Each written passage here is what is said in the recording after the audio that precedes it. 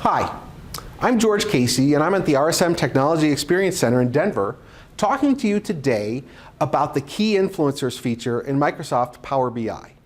Now, this feature leverages advanced machine learning techniques like multivariate linear regression and clustering algorithms to help us understand and surface kind of these out-of-the-box intelligent analysis so that we can gain insight that we can convert to action.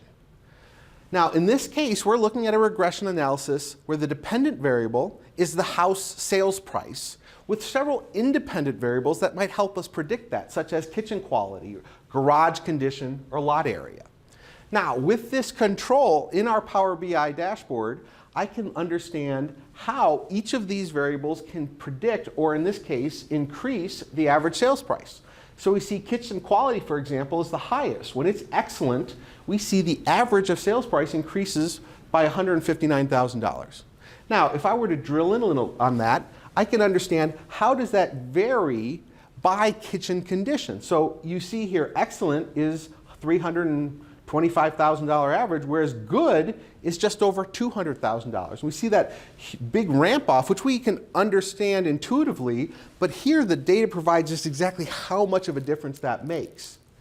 The other benefit we can take advantage of with this capability is how do we understand this in the context of different segments of selling price.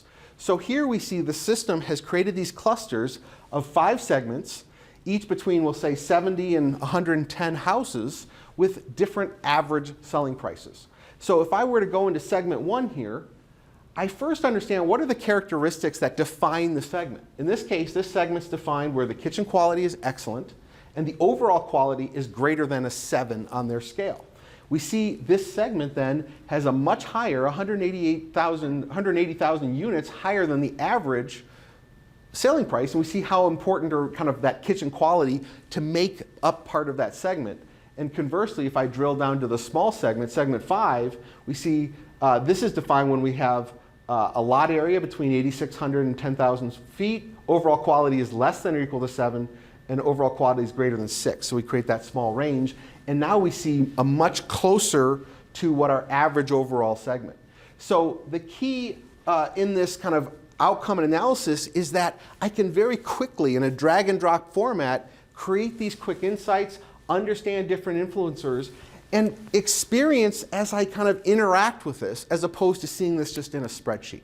And I think this is a very powerful way to take advantage of some of these tried and true techniques like clustering and regression. What we'll look at next is how easy it is to add a control like this to your Power BI dashboard based on the existing data.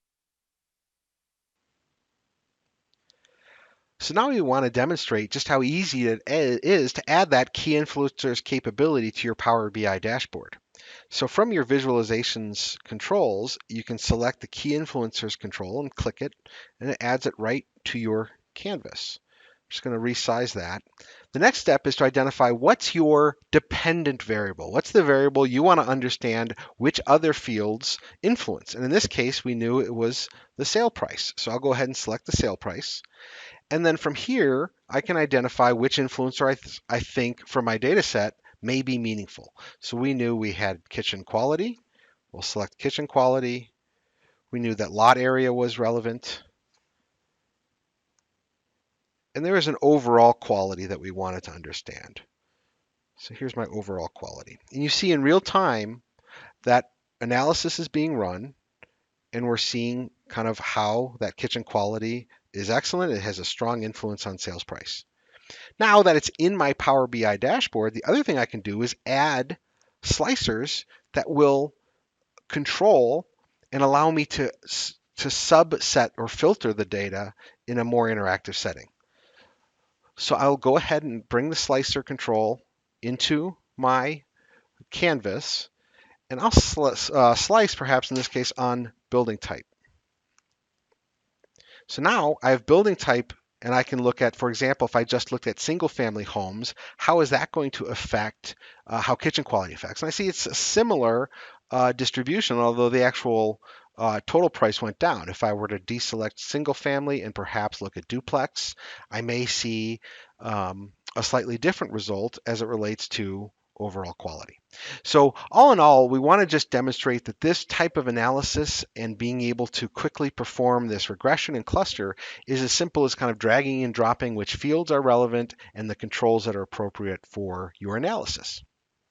Thank you.